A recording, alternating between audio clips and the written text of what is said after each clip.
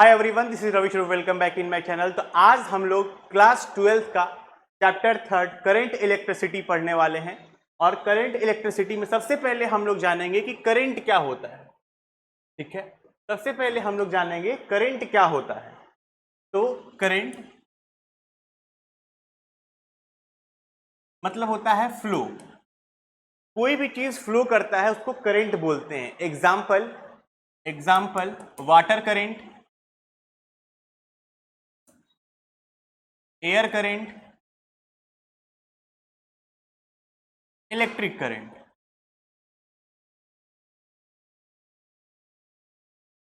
कोई भी चीज जो फ्लो करे उसको बोलते हैं हम लोग करंट। ठीक है, जैसे हवा का बहना एयर करंट, पानी का बहना वाटर करंट। इलेक्ट्रिक करंट का मतलब होता है चार्ज का बहना, इलेक्ट्रॉन का फ्लो होना। ठीक है, इलेक्ट्रिक करंट भी करंट का ही एग्जांपल है। कई लोग बोलते हैं करंट मतलब ही बिजली होता है। नहीं नहीं, करंट मतलब बहाव, बहना। ठीक, इलेक्ट्रिक करंट मतलब बिजली होता है। ठीक है, इलेक्ट्रिक करंट को हम लोग आई से रिप्रेजेंट करते हैं। ठीक है, इसको हम लोग बोलते हैं rate of flow of charge. क्या बोलते हैं? Rate of flow of charge. Charge के बारे में हम लोग फर्स्ट चैप्टर में डिटेल में पढ़ गए कि चार्ज क्या होता है। ठीक है, अगर आपको जानना है कि चार्ज क्या होता है, चार्जेस की प्रॉपर्टी क्या है, तो आप लोग हमारा जो पहला लेक्चर है मैं आपको आई बटन में लिंक ऐड कर देता हूं, आप लोग जाके वहां से देख सकते हैं। ठीक है, तो rate of flow of charge I से रिप्रेजेंट करते हैं, फॉर्मूला होता है Q बाई टी। चार्ज को हम लोग Q से रिप्रेजेंट करते हैं अपॉन टाइम। इसको हम लोग अगर छोटा चार्ज हो छोटे टाइम के लिए तो dQ बाई dt भी लिख सकते हैं। इसका यूनिट होता है एम्पियर। ठीक है, एग्जाम्पल के लिए हम लोग बोल सकते हैं 5 एम्पियर, 6 एम्पियर, इतना करंट जा रहा है। क्या करंट स्केलर क्वांटिटी है या वेक्टर क्वांटिटी है? तो भैया जो करंट है वो स्केलर क्वांटिटी है, डायरेक्शन का कोई जरूरत नहीं है। ठीक, तो ये हो गया ओवरऑल इंट्रोडक्शन हमारा इलेक्ट्रिक करंट के बारे में कि इलेक्ट्रिक करंट क्या होता है। ठीक है, करंट क्या होता है, इलेक्ट्रिक करंट क्या होता है, और उसका एसआई यूनिट, और वो फिजिकल क्वांटिटी में वेक्टर है कि स्केलर है। इसके बाद हम लोग आगे बढ़ते हैं ड्रिफ्ट वेलोसिटी की तरफ। ड्रिफ्ट वेलोसिटी क्या होता है? जैसे मान लेते हैं कि हमारे पास एक कंडक्टर है। ठीक, इस कंडक्टर में कई सारे इलेक्ट्रॉन हैं। कंडक्टर में क्या होता है? इलेक्ट्रॉन। और कंडक्टर के अंदर फ्री इलेक्ट्रॉन्स होते हैं, बहुत बहुत ज्यादा इलेक्ट्रॉन होते हैं और फ्री रहते हैं मूव करने के लिए। तो कंडक्टर, इसके अंदर फ्री इलेक्ट्रॉन वो क्या कर रहा है? रैंडम मोशन कर रहा है, मूव कर रहा है कहीं भी। तो मान लेते हैं कि ये मूवमेंट इसका इधर है, इसका इधर है, इसका इधर है, कहीं भी मोशन कर रहे हैं ये लोग, रैंडम मोशन कर रहे हैं। हम लोग क्या किए सर, यहाँ पे बैटरी लगा दी है। जैसे ही बैटरी लगाएंगे तो ये पॉजिटिव टर्मिनल, ये निगेटिव, पॉजिटिव से कनेक्ट होगा पॉजिटिव, निगेटिव से कनेक्ट होगा निगेटिव। तो ये सारे जो इलेक्ट्रॉन हैं ये घूम जाएंगे। जैसे जो इलेक्ट्रॉन ऐसे जा रहा है वो ऐसे घूमेगा, जो ऐसे जा रहा है वो ऐसे घूमेगा। किधर घूमेगा? सब के सब प्लस की तरफ अट्रैक्ट होना चाहेगा, सब के सब घूम घूम के प्लस की तरफ अट्रैक्ट होना चाहेगा। ठीक है, तो ये जो घूम रहा है ये यहां से जो यहां घूम गया, यहां से यहां घूम गया, जितने स्पीड में ये उधर था, जितने स्पीड में इधर घूमा वही स्पीड कहलाता है ड्रिफ्ट वेलोसिटी। ठीक है, तो एवरेज वेलोसिटी क्या है? ये सारे इलेक्ट्रॉन का एवरेज वेलोसिटी है कि कितने स्पीड से इलेक्ट्रॉन प्लस की तरफ मूव कर रहा है। Average velocity of free electron, जितने भी फ्री इलेक्ट्रॉन्स हैं सबका एवरेज वेलोसिटी है, जिसपे वो अट्रैक्ट हो रहे हैं। कहां? Positive end of the conductor, positive and की तरफ जिस स्पीड में इलेक्ट्रॉन घूम रहे हैं, आ रहे हैं, सारे इलेक्ट्रॉन का क्या है? एवरेज स्पीड है, एवरेज वेलोसिटी है। ठीक है, next, relation between electric current intensity and drift velocity. ठीक है, तो हम लोग को ये मालूम है कि टोटल फ्री इलेक्ट्रॉन्स कितने हैं, यहाँ पे दिया है n इक्वल टू n। ठीक है, electron charge density into volume. Volume क्या होता है? वॉल्यूम होता है लेंथ, ब्रेथ, हाइट। ठीक है, तो लेंथ, ब्रेथ और हाइट मिला के एरिया हो गया, एरिया इंटू लेंथ। तो यहाँ पे लिखा हुआ है एरिया इंटू लेंथ। तो हम लोग यहाँ पे लिखा है कि टोटल नंबर ऑफ कितने इलेक्ट्रॉन होंगे एक कंडक्टर के अंदर, टोटल कितने इलेक्ट्रॉन हैं। तो n ठीक है, ये है चार्ज डेंसिटी इनटू वॉल्यूम। अब v को, वॉल्यूम को हम लोग लिख सकते हैं एरिया इनटू लेंथ। ये बस जानना है कि हाँ ऐसा होता है। अब करंट का फॉर्मूला है I बराबर Q by T. Properties of charge के हम लोग पढ़े थे, प्रॉपर्टीज ऑफ चार्ज के अंदर हम लोग पढ़े थे quantization of charge, Q equal to NE, Q equal to NE। इस Q की जगह पे हम लोग रखेंगे NE बाई टी।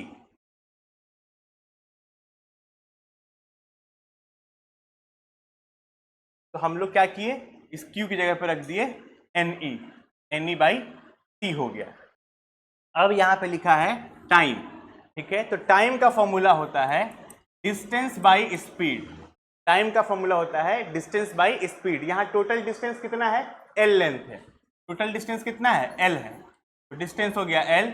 वेलोसिटी कितना है, ड्रिफ्ट वेलोसिटी है VD। एक इलेक्ट्रॉन को जो यहाँ पे है कितना डिस्टेंस कवर करना है, L, और टोटल इसका स्पीड क्या है, VD। तो हम लोग I is equal to NE, time की जगह पे हम लोग लिख सकते हैं L अपॉन VD, ठीक है, टाइम की जगह पे हम लोग लिखे L अपॉन VD। अब यहाँ पे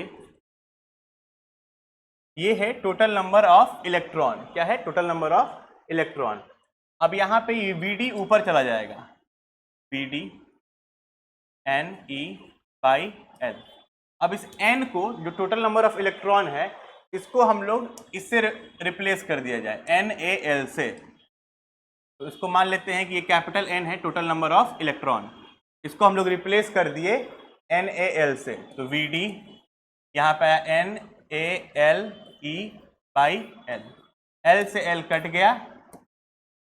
यहाँ से हमारा जो सबसे पहला डेरिवेशन है I is equal to NeaVD, ये प्रूव होता है। काफ़ी इंपॉर्टेंट है, वेरी वेरी इंपॉर्टेंट, ये काफ़ी इंपॉर्टेंट डेरिवेशन है। फिर से देखिएगा सर, हम लोग सबसे पहले ये जाने कि नंबर ऑफ टर्न्स N बराबर कितना होता है, चार्ज डेंसिटी इनटू वॉल्यूम, फिर number of turns N, volume को लिख सकते हैं एरिया इनटू लेंथ, तो N बराबर NaL हो गया। अब हम लोग लिखे I बराबर क्या होता है, I बराबर होता है Q अपॉन T, I बराबर होता है चार्ज बाई टाइम। अभी हम लोग पढ़े हैं I बराबर, यही पढ़े हैं, I बराबर Q बाई T। तो हम लोग यहाँ पे लिखे Q बाई T। अब Q होता है NE, क्वांटाइजेशन ऑफ चार्ज, तो यहाँ पे लिखे NE बाई टाइम। अब इस टाइम को हम लोग रिप्लेस कर दिए, किससे रिप्लेस किए, सर टाइम बराबर होता है डिस्टेंस अपॉन स्पीड, डिस्टेंस है L, स्पीड है VD, L बाई VD से। तो टाइम की जगह पे हम लोग लिख दिए L बाई VD। ये VD सबसे ऊपर चला जाएगा, तो ऊपर चला गया N और E और L। इस N के जगह पे हम लोग लिख देंगे NaL, कैपिटल N की जगह पे लिखे स्मॉल NaL, L से L कट गया, NeaVD हो गया, ठीक है। ये पहला प्रूफ था इस चैप्टर का। आगे चलते हैं। अब हम लोग को जानना है कि रिलैक्सेशन टाइम क्या होता है। तो कंडक्टर के अंदर इलेक्ट्रॉन जो है वो घूम रहा है, ठीक है, रैंडम मोशन कर रहा है। तो एक इलेक्ट्रॉन अगर दूसरे इलेक्ट्रॉन से टकराता है, ठीक है, एक इलेक्ट्रॉन अगर दूसरे इलेक्ट्रॉन से जाके टकरा रहा है, तो इस टकराने में जो भी टाइम लग रहा है, इस टकराने में जो भी टाइम लग रहा है उसको बोलते हैं रिलैक्सेशन टाइम, ठीक है। Time between two successive collision, किसके, इलेक्ट्रॉन के, इलेक्ट्रॉन जो टकराता है उसके बीच में जो टाइम लग रहा है उसको बोलते हैं रिलैक्सेशन टाइम। अगर मान लेते हैं हम लोग यहाँ कंडक्टर के अंदर टेम्परेचर बढ़ाएंगे, ठीक है, अगर टेम्परेचर बढ़ेगा तो इलेक्ट्रॉन क्या करेगा, और तेजी से मूव करेगा, तो जितने तेजी से मूव करेगा उतना जल्दी टकराएगा, तो जितना जल्दी टकराएगा उतना टाइम कम लगेगा, ठीक है। जैसे ये एक इलेक्ट्रॉन है, ये दूसरा इलेक्ट्रॉन है, ये तीसरा है। अब हम लोग क्या कर रहे हैं, गर्मी बढ़ाएंगे, तो गर्मी बढ़ाएंगे तो इलेक्ट्रॉन क्या करेगा, और तेजी से मूव करेगा, जितने तेजी से मूव करेगा उतना जल्दी टकराएगा। मान लीजिए नॉर्मल रखे हैं, गर्मी नहीं बढ़ाए हैं, तो ये आराम आराम से मूव कर रहा है, धीरे धीरे टकराएगा, धीरे धीरे टकराएगा। लेकिन जैसे ही इसको गर्म करेंगे सारे इलेक्ट्रॉन क्या करेंगे, जल्दी जल्दी मूव करेंगे और जल्दी जल्दी टकराएंगे। जितना जल्दी टकराएंगे उतना कम टाइम लगेगा, तो रिलैक्सेशन टाइम क्या होता है, घट जाता है। अब हमारा यहाँ पे दूसरा इंपॉर्टेंट डेरिवेशन है, ये derivation of drift velocity of free electron, ठीक है। ड्रिफ्ट वेलोसिटी निकालना है किसके लिए, फ्री इलेक्ट्रॉन के लिए ड्रिफ्ट वेलोसिटी निकालना है। तो फोर्स बराबर क्या होता है, हम लोग फर्स्ट चैप्टर में ही पढ़े हैं, फोर्स बराबर होता है QE, ठीक है, फोर्स बराबर Q इंटू ई, ये फर्स्ट चैप्टर में ही पढ़ गए थे। अब हम लोग इस Q को इलेक्ट्रॉन लिख सकते हैं, बिल्कुल लिख सकते हैं, तो माइनस E इंटू ई, देखिए लिख दिए। अब फोर्स को MA लिख सकते हैं, तो फोर्स को MA लिखा गया है, फोर्स को क्या लिख सकते हैं MA, और यहाँ पे माइनस E इंटू ई है। अब यहाँ पे A छोड़िए एज इट इज, माइनस ई, ये M यहाँ मल्टीप्लाई में है, यहाँ जाएगा तो क्या होगा डिवाइड में, तो एक्सेलरेशन बराबर देख लीजिए यहाँ पे, तो देखिए यहाँ पे एक्सेलरेशन बराबर दिया हुआ है माइनस ई बाई एम, ठीक है, यहाँ पे एक्सेलरेशन दे दिया। अब ड्रिफ्ट वेलोसिटी का जो डेफिनेशन था क्या था, ड्रिफ्ट वेलोसिटी का डेफिनेशन था एवरेज वेलोसिटी, ठीक है, तो सारा का सम करना है, एवरेज कैसे निकलता है, सबको सम कर दीजिए, जितना है उतना नीचे से डिवाइड कर दीजिए, ये होता है एवरेज। अब हम लोग बारी बारी इक्वेशन ऑफ मोशन का यूज करेंगे, और v इक्वल टू क्या होता है u प्लस ए टी, तो वैसे ही v2 बराबर क्या होगा u2 plus A tau to, हम लोग टाइम को टाउ मान लिए, रिलैक्सेशन टाइम, रिलैक्सेशन टाइम जो हम लोग पढ़ रहे थे पहले, ये रिलैक्सेशन टाइम, इसको हम लोग ऐसे रिप्रेजेंट करते हैं, ठीक है।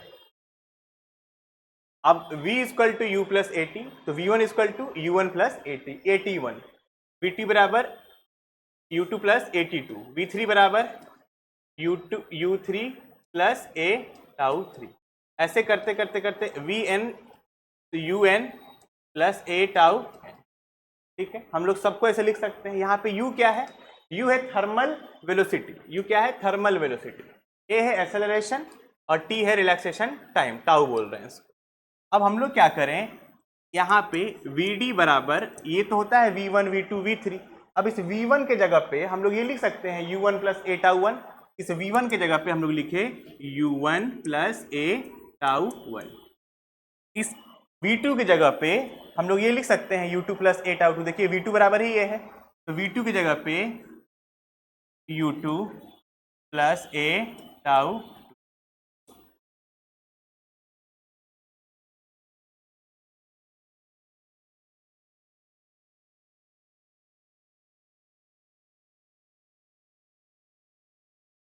ऐसे ही v3 की जगह पे लिख देंगे u3 प्लस ए टाउ थ्री, और करते करते करते करते करते लास्ट में हम लोग लिखेंगे un प्लस ए टाउ n, इस vn की जगह पे, और सबको किससे डिवाइड करना है n से, सबको किससे डिवाइड करना है n से, कर दिए, ठीक है, बहुत ही आसान है, जो भी v1 v2 v3 v4 है सबका वैल्यू यहाँ से उठा के यहाँ पे रख दिए, ये क्या है v1, ये क्या है v2, ये क्या है vn, जो यहाँ पे लिखा है बाई n। अब आप लोग देखिए यहाँ पे जो भी ये time u1 plus u2 plus करते करते un, इसको एक साथ लिख दीजिए, और यहाँ पे यहाँ पे क्या कीजिए A tau one, A tau two, A tau three, सब में क्या है ए कॉमन है, ए कॉमन है, अंदर क्या है sir tau one plus tau two plus tau three, ऐसे ही करते करते कहाँ तक है, ऐसे ही करते करते टाउ n तक है ना, देख लीजिए tau one tau two tau three, सब में a है, तो a को कॉमन कर लीजिए, टाउ को प्लस कर दीजिए, और सब पे क्या है n से डिवाइड करना है, इसको भी n से डिवाइड करना है और इसको भी n से डिवाइड करना है। अब कई बार लगेगा कि एक ही n है, दो बार कैसे स्प्लिट हो गया, तो बहुत ही आसान है, अगर 4 प्लस 5 बटा में 2 लिखा है तो इसको हम लोग 4 बटा में 2 प्लस 5 बटा में 2 लिख सकते हैं, 4 में डिवाइड है तो इसको हम लोग अलग अलग कर सकते हैं, ठीक वैसे ही यहाँ पे भी एक ही बार n था, हम लोग अलग अलग इसको 2 बार में कर दिए। अब यहाँ पे ये जो टाइम है, ये जो थर्मल वेलोसिटी है u1 u2 u3, ये 0 के बराबर है, थर्मल वेलोसिटी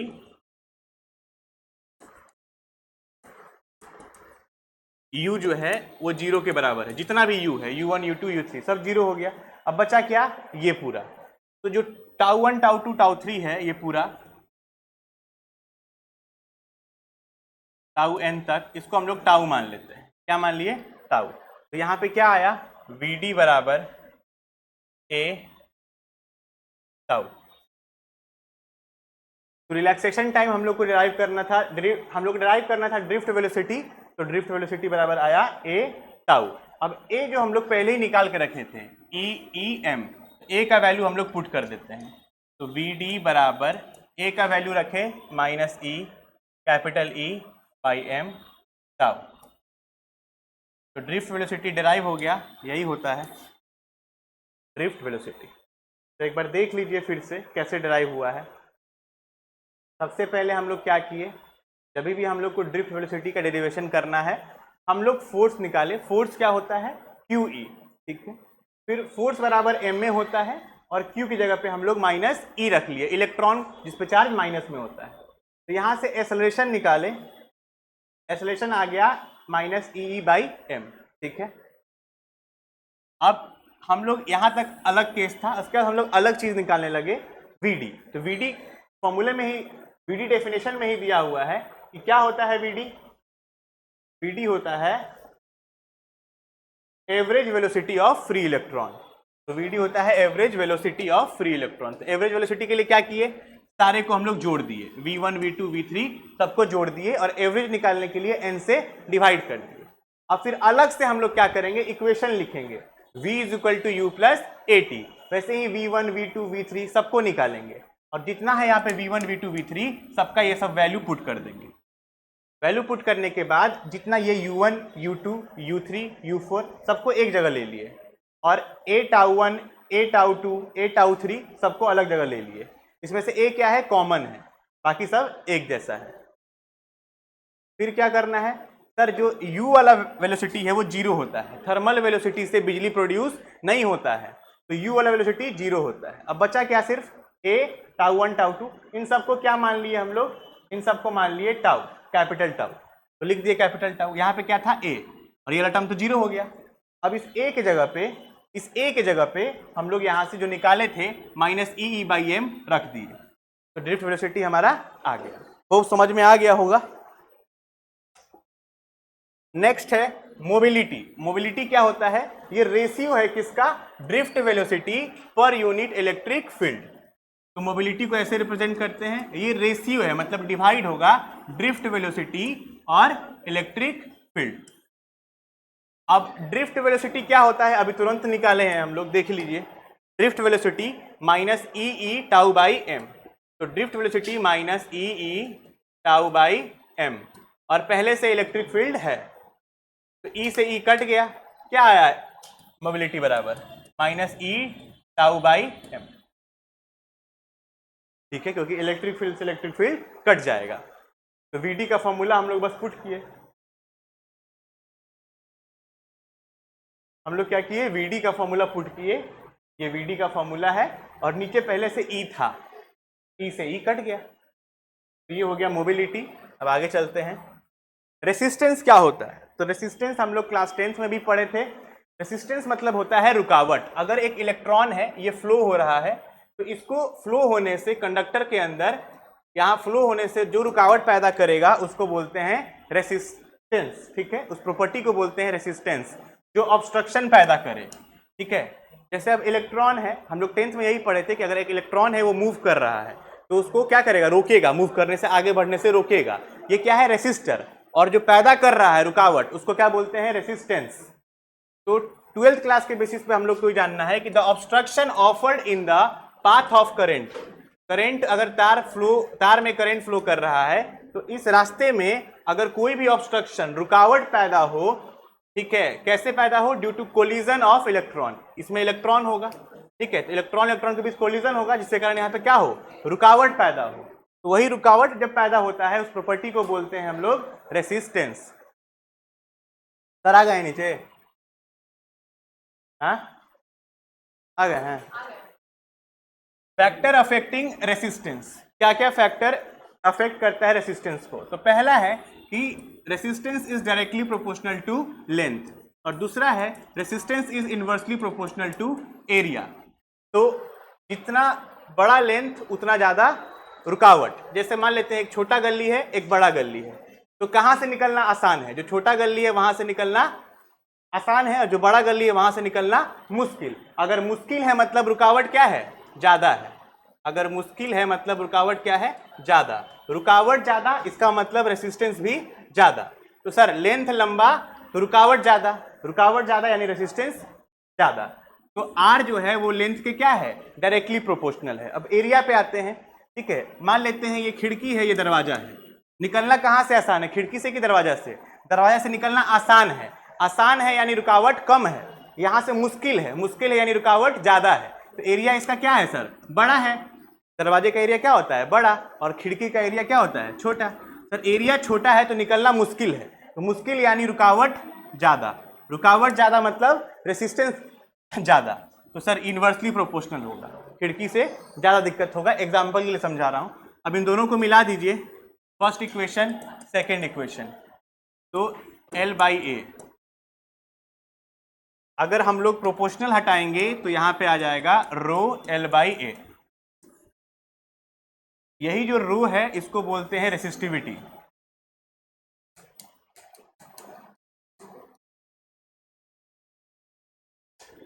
अब अगर हम लोग को रेसिस्टिविटी निकालना हो, रेसिस्टिविटी क्या करता है, मेजर करता है कि कितना स्ट्रेंथ होगा रेसिस्टेंस का, ठीक है। तो रेसिस्टिविटी अगर हम लोग निकालें तो R इंटू ए, और ये L नीचे आ जाएगा।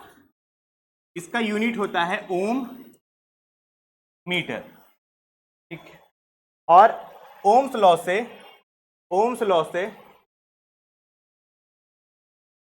भी हम लोग को मालूम है कि ओम्स लॉ क्या कहता है, V is directly proportional to I, तो V is equal to IR। यहां से भी हम लोग R निकाल लेते हैं, जो होता है V/I। एक ग्राफ बनता है V और I के बीच। अगर V और I का ग्राफ है तो इसके बीच में कोई लाइन ड्रॉ करेंगे, वो होता है रेसिस्टेंस, ठीक है। अब एक और डेरिवेशन है, ये भी इंपॉर्टेंट है, expression for resistivity in term of relaxation time and free electron density. हम लोग को पता है I बराबर NeA/VD होता है, ये आज हम लोग पहला ही डेरिवेशन था, I इक्वल टू NeA/VD, ठीक। अब हम लोग क्या करेंगे, इस VD के जगह पे उसका वैल्यू पुट करें, EE/τ/m, EE/τ/m। I बराबर क्या होता है, NeA/VD। इस VD की जगह पे हम लोग उसका वैल्यू पुट करें, जो आज डिराइव किए हैं हम लोग, क्या पुट किए हैं, EE/τ/m। अब देखिए E कितनी बार हो गया, 2 बार हो गया, तो NE² A, E एक बार, E 2 बार, 2 बार E हो गया, A E/τ/m। अब यहाँ पे जो E है, इस E की जगह पे हम लोग क्या लिख सकते हैं, E की जगह पे हम लोग लिख सकते हैं V/L, ठीक है। ये कैसे लिख सकते हैं, ये है पोटेंशियल ग्रेडियंट V/L, ठीक। अब यहाँ पे क्या है, V/L हम लोग पुट कर दिए E की जगह पे V/L। तो अब हम लोग क्या करें यहाँ से कि I को वहीं पे रखें और नीचे का LM ऊपर लेके जाएं, L इंटू M।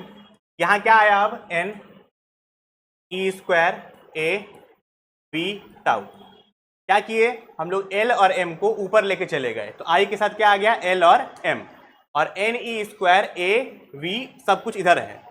अब हम लोग क्या करें यहाँ पे कि V को यहीं पे छोड़िए, बाकी सबको नीचे लेके चले आइए। तो क्या है, NE² A और τ नीचे आ गया। अब इसको कंपेयर करिए ओम्स लॉ से, V इक्वल टू IR से। जब कंपेयर हम लोग करेंगे तो देखिए V की जगह पे V है, I की जगह पे I है, ये किसका वैल्यू है, ये है वैल्यू रेसिस्टेंस का,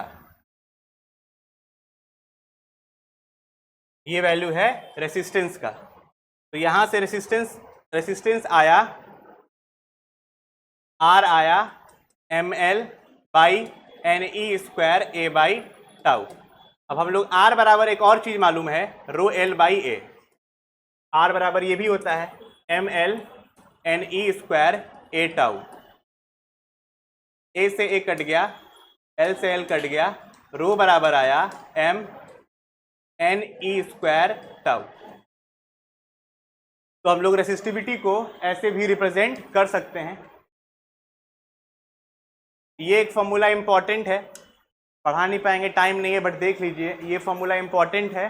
थर्मल कॉफिशिएंट क्या होता है, उसको अल्फा से रिप्रेजेंट करते हैं, और ये दो फॉर्मूला काफ़ी इंपॉर्टेंट है। और इससे जो क्वेश्चन आता है, कुछ ऐसा क्वेश्चन आएगा कि आइए, टेम्परेचर दिया रहेगा और रेसिस्टेंस भी दिया रहेगा, और दूसरा भी टेम्परेचर दिया है बट दूसरा रेसिस्टेंस नहीं दिया है, T1 दिया है, T2 दिया है, R1 दिया है, R2 नहीं दिया है।